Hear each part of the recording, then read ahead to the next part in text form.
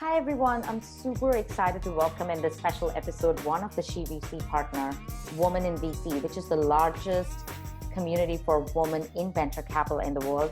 Today, the network includes more than 2,800 women, over 1,800 venture funds in more than 55 countries. We are going to talk about their new report, The Untapped Opportunity of Women-Led Funds. So today we have the two co-founders of Women in VC, Jessica Peltz and Sutian Dong. Jessica is the founding partner at Hanagrade, a first-check venture fund investing at the intersection of human behavior and technology innovation. And Sutian is launching her new fund focused on emerging fund managers.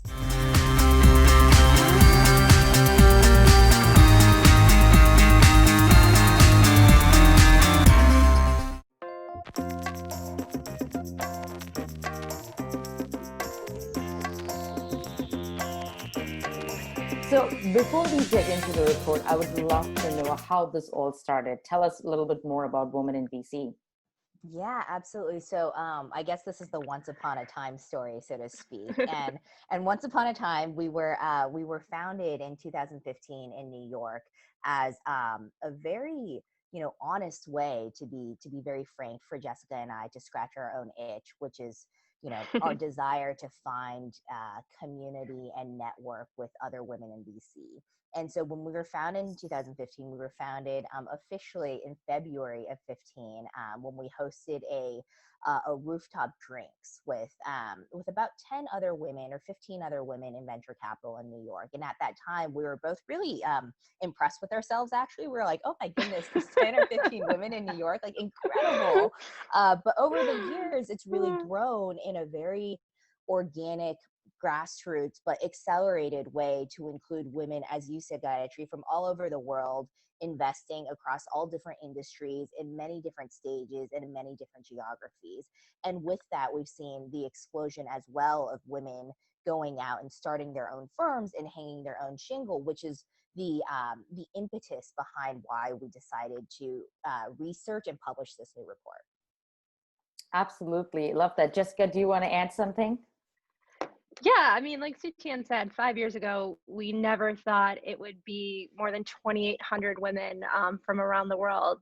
Our Slack group is incredibly active. There's been over 90,000 messages going through it, hundreds of investment opportunities and career opportunities and sharing resources. So it's just really a community grounded in support and elevating each other and sharing best practices. And so we're proud of how far it's come, and it just keeps growing every single day. So we're just thrilled to really be that infrastructure to help women around the world better connect and collaborate and create opportunities. That's great. So let's talk about the report. So both of you have been in the industry for quite some time. Tell us, what was the most shocking thing about this report?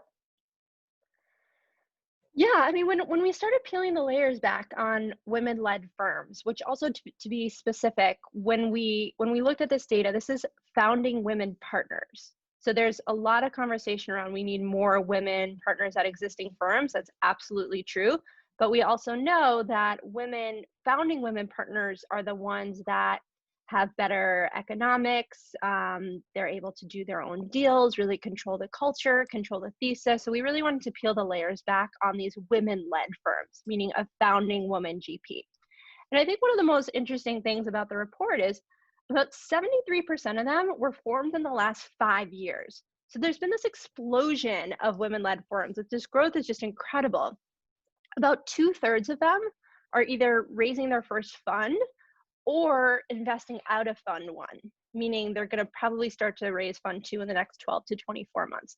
And so when we talk about this data, it's really, we started to have a lot of clarity around how this is both a huge opportunity and also urgency, because we know that it takes years to have an outsized exit and to build a track record and to build a brand and continue your franchise. So these women right now, about 90% of them are emerging managers who are open to new capital partners and tend to generate alpha. So if we don't ensure that these women are capitalized and are able to close their first fund or go on to raise fund two, we could be at risk for losing all the progress we've made over the last 5 years. which we really believe is a culmination of, the rise of micro VC around 2014, 2015, cultural macro forcing functions like the Me Too movement and Time's Up, All Raise launching in 2018. So this wave that we're seeing was really a long time coming, but the industry needed to be ready. So this is a really important inflection point, to be backing these women-led funds, because we know that they're a catalyst to have a huge downstream impact on the types of founders that get funded and the types of products and services and opportunities that they bring downstream for founders. That's great. Sutian, do you want to add something? I really do want to underscore that that the problem, or I should rephrase, there's an incredible urgency, as Jessica said, to think about investing, and not just think about investing in this group of managers, but actually put money to work, right? And I really want to underscore the reality that to meaningfully and massively shift the dynamics in our industry, and not the dynamics of diversity for diversity's sake, right? But the dynamics in our industry, so that we have a healthier industry, so that we have a higher alpha industry. We have to think about the entire capital stack, right? So it's not just female founders and how do we get them funded, but it's, okay, well, what happens at the level up, right? How do we get female fund managers well capitalized? And then the third piece, right, which is something that we are figuring out as we go, is, well, how do we galvanize the LP community, right, to make meaningful change and shift the capital flows, right? And not necessarily deploy them equitably, right? Because I think equality can be a charged word in these in sort of this situation. But how do we deploy capital more intelligently, right? So that for every dollar that's put to work, we generate meaningful, not just meaningful capital gains, but meaningful job creation and meaningful innovation, and start the flywheel that creates a massively different industry 5-10 years from now. Yeah, because we've also know, like we've seen the data that women investors are twice as likely to back a female founder and 3 times as likely to back a female CEO. And there's a little bit of this elephant in the room and this inconvenient truth that the numbers for female founders are not improving. It's really unfortunate, but for all the emphasis that's been put on female founders, rightfully so, we haven't made scalable change. And so we have to evolve the conversation and try new strategies and more scalable strategies. And that's why we really believe that we have to shift the conversation farther upstream to treating women-led funds, recognizing that they are also female founders and can have a more scalable impact on creating more diversity and more opportunities for women and minority founders downstream. I totally agree. And I want to highlight that this report is in venture capital industry. Now, when it comes to private equity, hedge fund, the gender gap is more skewed. So if the market shows that women fund managers, and especially emerging fund managers, they perform better, and this is I personally also think so. So how can we have a systemic balance between opportunity versus urgency? That's a really great question. And I think one of the things that we tried to highlight in the report is this tension, right, between the absolutely true and absolutely really large opportunity that lies on one side, right, and also the urgency to capitalize on this opportunity, because if we don't, a lot of the progress that we've made that Jessica just talked about will be washed away more quickly than we think, right? And so if from our data set, it shows that it's not just women who are creating diversity, right, in sort of the gender balance between in venture, but women fund managers as a group are more diverse than the industry at large. And so 38% of women-led funds are diverse, so they're founded or co-founded by a woman of color, versus 20% in the rest of the industry, right? And so it's really compelling to us to see, hey, we have this set of fund managers who are diverse by the virtue of being women, but are diverse even within this group, right? And the opportunity here is, again, we know these things, right? 1, early stage funds outperform growth stage funds. 2, emerging managers outperform established managers. 3, small funds outperform large funds. And therefore diverse teams outperform homogenous teams, right? It's a opportunity that can't be disputed, right? Investing in women-led funds is the place to go. This set of female fund managers will outperform the rest of the industry, right? And so by investing in them, we're not only generating massive amounts of return over time, right? But we are creating a lot of the, we'll call it community effects, right? That create better societies, right? Better technologies to serve more people over time. And then again, the flip of that is that if we don't, right? If we don't, the question is what happens then? And that's the risk that we want to make Yeah. sure we don't get to. Yeah. And also, just for context, based on our data, about 5.6% of all VC firms are women led, which our data set is about 275 women led firms in the US. And like Sutian mentioned, about 38% of those women led funds are by women of color. But that only represents about 2% of all VC firms in the US are founded by women of color. So there's work to do, but also as a byproduct, thinking about being able to bring to market and having them execute on theses and markets that they believe can be transformative, that's going to help create more job creation, more opportunities, and just more inclusive products and services and opportunities for society. Totally agree. And I think women as a whole is a $3 trillion industry. And we have found many LPs are allied to this cause. So how can more LPs get involved in this cause? Yeah, so we outline a few recommendations in our report. So first of all, I think there needs to be a little bit of a shift in mindset that female-led fund managers are also founders. If you are somebody that says, I invest in female founders, that should be inclusive of female managers. Full stop. We go through the same challenges that you hear about female founders. It's a more scalable way to tackle that problem. Do a diversity audit of your managers. How are you doing?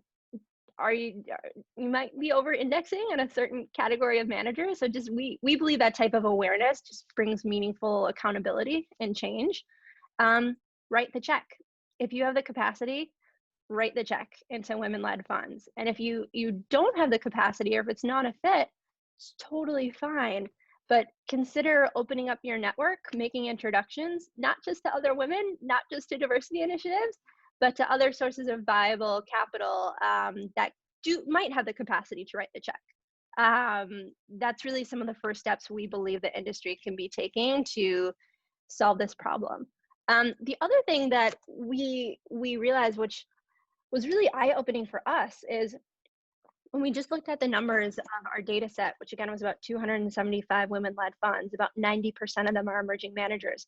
Keep in mind, most emerging managers, their funds are under $25 million, usually under $50 million. So getting their first $5 million, $10 million check is transformative. It's huge progress for them. So if we just look at how do we really ensure that these women emerging-led fund managers are able to get in business, raise their next fund, raise a bigger fund to deploy more capital, that translates to only about $2 to $2.5 billion. That's a very fixable, actionable solution asks progress. So if we just look at some of the large asset allocators that manage over $1 trillion under management, 0.5%, just 0.5% of their AUM, that would be $5 billion alone. So just think about the impact we can make on this small universe to really create scalable change.